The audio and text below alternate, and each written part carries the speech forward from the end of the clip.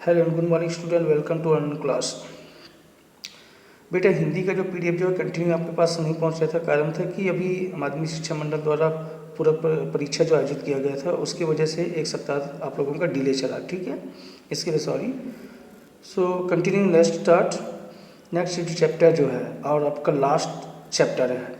ठीक है, अभी जो 2020-21 जो सिलेबस जारी किया गया उसके बेस में ये अतीत के दबे पाँव, ये आपकी जो चैप्टर की जो लास्ट चैप्टर है। ठीक है, ये बीतांश है। तो देखते हैं यहाँ पे अतीत में दबे पाँव। इसमें सबसे पहले हम लोग यहाँ पे देखेंगे तो लेखक जो परिचय जो है वो एक सामान्य लेवल पे है कि लेखक राइटर जो है यहाँ पे लेखक ओम थानवी, जिसका जन्म जो है 1 अगस्त सन 1957 को राजस्थान के जोधपुर जिले के फलोदी नामक कस्बे में हुआ था। इनकी जो प्रारंभिक शिक्षा राजस्थान के बीकानेर जिले में हुई थी। राजस्थान विश्वविद्यालय में व्यावसायिक प्रशासन में एम.कॉम की उपाधि प्राप्त की थी। ठीक है, यह बहुमुखी प्रतिभा के धनी भी थे और कई ऐसे साहित्यों के लिए जो है उसको पुरस्कार से सम्मानित भी किया गया था। तो देखिए आगे हम लोग देखते हैं। यहाँ पे सीधी सी बात है, अतीत में दबे पाँव के जो है एक पाठ परिचय एवं सारांश। इस पाठ के आधार पर यहाँ पे सिंधु सभ्यता का या सिंधु सभ्यता से संबंधित महत्वपूर्ण जो सांस्कृतिक या अतीत में छिपी हुई सभ्यताओं का वर्णन किया गया है। पाठ में मोहनजोदड़ो व हड़प्पा शहरों का विस्तृत वर्णन किया है। मोहनजोदड़ो व हड़प्पा संसार का प्राचीनतम शहर माने जाते हैं। यह नगर मानव निर्मित छोटे छोटे टीले पर आबाद था। इस नगर की सभ्यता की भ्रष्ट होने के बाद इसे यह नाम दिया गया मिला। यह शहर ताम्रकाल के शहरों में अपनी बड़ी बड़ी गलियों व इमारतों की अनुभूति कराते हुए सबसे बड़ा शहर रहा होगा। इसे शहर की खुदाई के बाद यहाँ बड़ी तादाद में इमारतें, सड़कें, धातु पत्थर की मूर्तियाँ, मोहरें, साजो सामान और खिलौने मिले हैं। मोहनजोदड़ो सभ्यता का केंद्र था। इस नगर की सैकड़ों मील दूर हड़प्पा नामक नगर था, जिसके साक्ष्य रेल लाइन बिछाने के समय नष्ट हो गए थे। नगर रचना अगर देखा जाए तो यह नगर टीलों पर बसा हुआ था, जहां बौद्ध स्तूप का सबसे ऊंचा चबूतरा जो करीब 25 फीट ऊंचे 26 सदी पहले ईंटों से बनाया हुआ था। इनकी नगर रचना का अनुमान इसकी गलियां, सड़कें, कमरे, रसोई, खिड़की, चबूतरे, आंगन, सीढ़ियां आदि इस नगर के सुंदर नियोजन की कहानी बयान करती है। संपन्न वर्ग की बस्तियां, खास करके जो है हम लोग सिंधु सभ्यता की अगर बात करते हैं तो यह सिंधु सभ्यता में जो है संपन्न वर्ग की बस्तियां विशेषकर इस सभ्यता की सबसे सुंदर व्यवस्था थी। यह वह समाज को विकसित करने के लिए कार्य करती थी। सभ्यता सबसे सुंदर की और पूर्णतः विकसित होने के कारण आज भी इस सभ्यता का उदाहरण देते हैं। जहाँ टूटे फूटे घरों का जमघट है, शायद यह कामगारों की बस्तियाँ रही होगी जो 5000 सालों तक टिक सके। परंतु निम्न वर्ग की बस्तियां इतनी मजबूत नहीं बनी होगी। इस सभ्यता में संपन्न वर्ग की बस्तियां पाई गई है, जो पूर्णतः इसका एक प्रमाण देती है।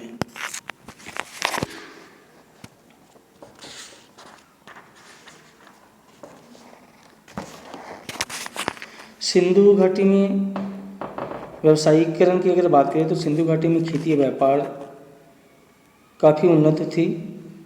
इसमें सबसे ज़्यादा उन्नत की अगर बात करते हैं तो खेती की। यह खेतिहर पशुपालक सभ्यता थी। यहाँ ज्वार, बाजरा और रागी की उपज होती थी।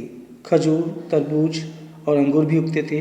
कपास की खेती भी होती थी। यह सभ्यता ऊन सुमेर से आयात करती थी और सूती कपड़ा निर्यात करती थी। इस सभ्यता में तांबा, पत्थर आदि इनके उपकरण खेती बाड़ी में काम आते थे। यहाँ रबी की फसल कपास, गेहूँ, जौ, सरसों और चने की उपज के पुख्ता प्रमाण मिले हैं। मोहनजोदड़ो का अजायब घर। मोहनजोदड़ो के खंडहरों के मध्य एक साबुत इमारत के अजायब घर है। यह किसी कस्बे की छोटी इमारत जैसा है, सामान भी ज़्यादा नहीं है। अजायब घर का मतलब ये होता है जैसे हम लोग बोले संग्रहालय। ठीक है, संग्रहालय को हम लोग बोलते हैं अजायब घर। तो देखिए यहाँ पे सामान भी ज़्यादा नहीं है। अहम चीज़ें कराची, लाहौर, दिल्ली और लंदन में भी है। काला पड़ गया है गेहूँ, तांबे और कांसे से बर्तन, मोहरे, चाक पर बने विशाल मृदभान, उन पर काले भूरे चित्र, चौपर की गोटियाँ, तांबे की आईना और पत्थर के औजार आदि के बारे में अली नवाज बताता है। यहाँ पर सोने के गहने में भी थे, लेकिन वे चोरी हो गए। अजायब घर में प्रदर्शित चीज़ों में औजार तो है, पर हथियार कोई नहीं है। यहाँ कुछ सुइयाँ भी मिली है। सुइयों के अलावा हाथी दांत और तांबे के सुई, नर्तकी तथा दुशाला, ओढ़े दाढ़ी वाले नरेश की मूर्ति भी मिली है, लेकिन इनका प्रमाण मिलना अब मुश्किल है, क्योंकि सिंधु नदी के पानी से खुदाई को अब बंद करना पड़ा है। लेखक ने इन सभ्यता के इतिहास को इतने सुंदर रूप से वर्णित किया है जैसे मोहनजोदड़ो सभ्यता उसकी जानी पहचानी सी हो। मोहनजोदड़ो की सभ्यता या सिंधु घाटी की सभ्यता के संदर्भ में एक महत्वपूर्ण घटनाक्रम ये भी बताया जाता है कि यहाँ की महाकुंड, ठीक है, महाकुंड। तो महाकुंड के उत्तर पूर्व में एक बहुत लंबी सी इमारत के अवशेष है, जिसमें दालान, बरामदे, छोटे छोटे कमरे बने हुए हैं। दक्षिण में भी एक भग्न इमारत है, जिसमें 20 खंभों वाला एक बड़ा हॉल है। यह संभवतः राज्य सचिवालय, सभा भवन या सामुदायिक केंद्र रहा होगा। अगर गढ़ की बात करते हैं, गढ़ मतलब किला, ठीक है। गढ़ की बात किया जाए तो 4 दीवारों की बाहर छोटे छोटे चीरे हैं, जिन पर बनी बस्ती को लेखक ने नीचा नगर कहा है। पूरब में रईसों की बस्ती है। इस बस्ती में बड़े बड़े घर हैं, चौड़ी सड़कें हैं, कुएं भी अधिक है। मोहनजोदड़ो की खुदाई कराने वाले पुरातत्ववेत्ता के या वेत्ताओं के संक्षिप्त नाम से मोहल्ले बन गए हैं, जैसे DK हल्का, दीक्षित, काशीनाथ की खुदाई इत्यादि। तो जैसे जैसे यहाँ पर खुदाई कराता गया, वैसे वैसे उनका नाम पढ़ा। ये देखिए यहाँ पर मोहनजोदड़ो के बौद्ध स्तूप,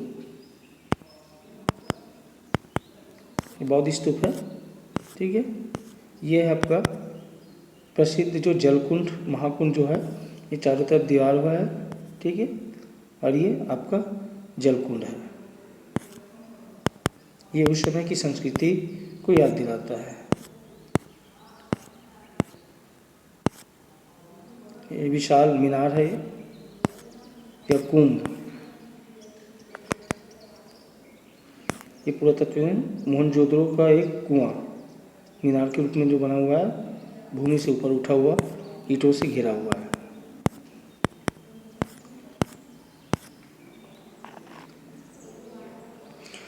सिंधु सभ्यता की साधन संपन्नता की बात किया जाए तो सिंधु सभ्यता साधन संपन्न थी, फिर भी इसमें आडंबर या बनावटीपन लेस मात्र भी थी।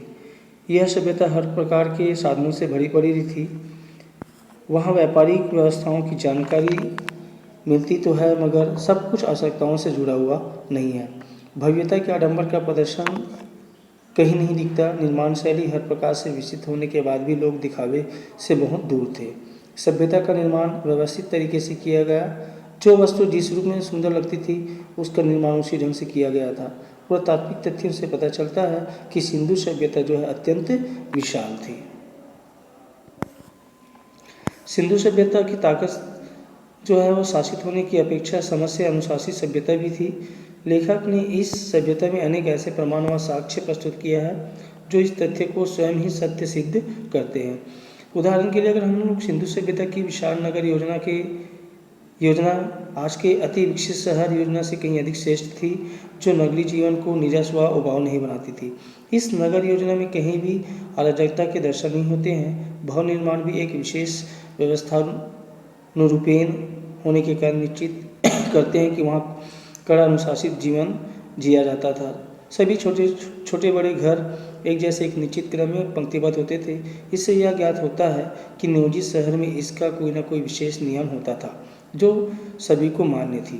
दूसरी विशेष बात यह कि खुदाई से में मिले अवशेष कुओं को छोड़कर चौकोर या आयताकार थे। उदाहरण के लिए अगर नगर योजना बस्तियाँ, घर, कुंड, भवन, मोहरे, चौपर का खेल, गोटियाँ, तौल के बाट आदि सभी अर्थात नगरों का जो अनुशासित जीवन जो था किसी अनिश्चित व्यवस्था की ओर संकेत करती है, तो जो किसी ताकत की अपेक्षा सूझबूझ पर आधारित होती थी।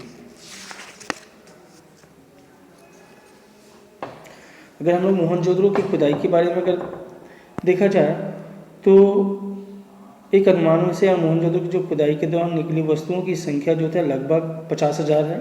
अधिकतर चीज़ों को दिल्ली, कराची, लाहौर तथा लंदन में देखा जा सकता है। मोहनजोदड़ो के अजायब घर में विभिन्न प्रकार की चीज़ें रखी गई है, जिनमें मोहरे, तांबे का शीशा, गेहूं, तांबे और कांसे के बर्तन, वाद्य यंत्र, चाक पर बने मिट्टी के मटके, नापतोल के पत्थर इत्यादि प्रमुख रूप से मिले हैं। मोहनजोदड़ो की जो बस्ती का आकार बड़ा है, इन घरों के आंगन खुले और दीवारों का आकार बड़ा है। इन घरों के आंगन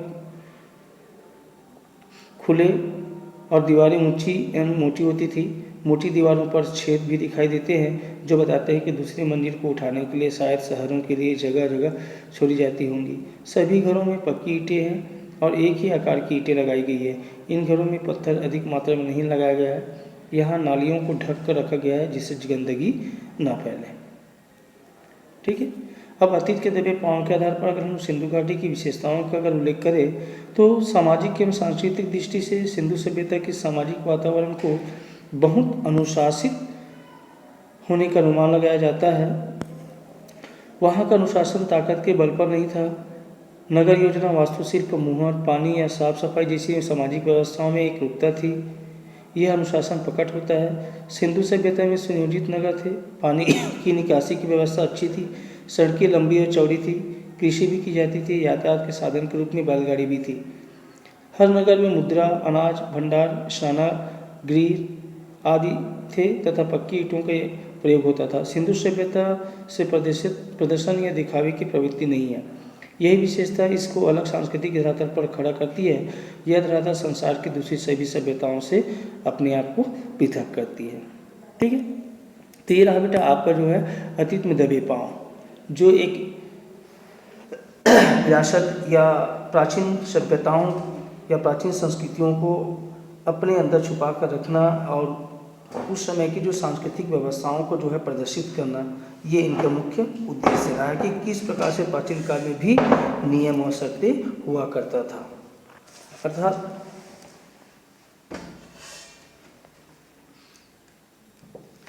सिंधु घाटी सभ्यता और मोहनजोदड़ो की सभ्यता के संदर्भ में अगर देखा जाए तो नगर या बस्तियों की जो सभ्यता जो थी उस समय भी बड़ी ही नियोजित और सुव्यवस्थित होती थी।